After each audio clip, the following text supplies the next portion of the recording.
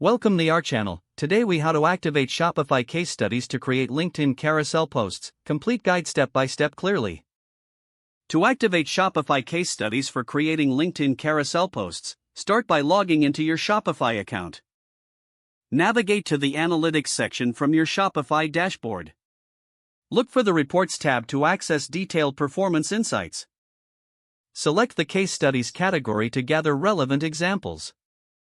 Choose case studies that highlight successful customer stories and impactful results. Collect key data points from these case studies, focusing on metrics like revenue growth, conversion rates, and customer satisfaction.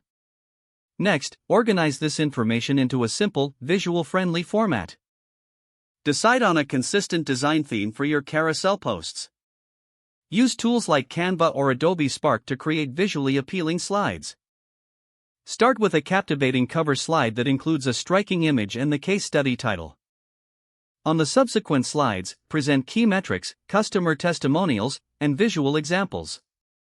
Ensure each slide is concise and informative, with a clear message. Incorporate your brand colors and fonts to maintain consistency.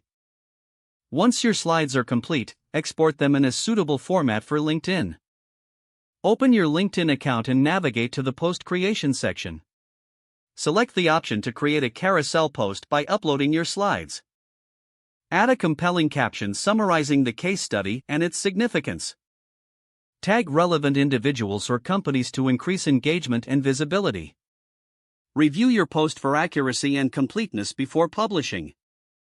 Once posted, monitor engagement and interactions for insights on your audience's response.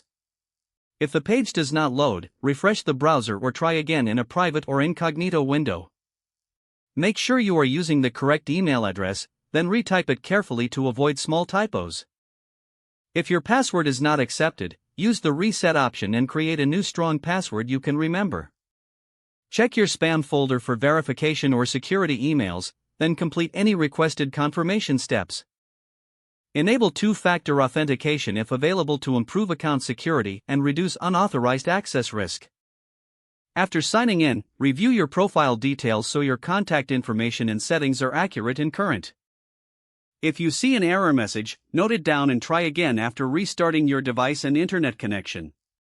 Log out when you finish, especially on shared devices, to keep your account and payment information secure.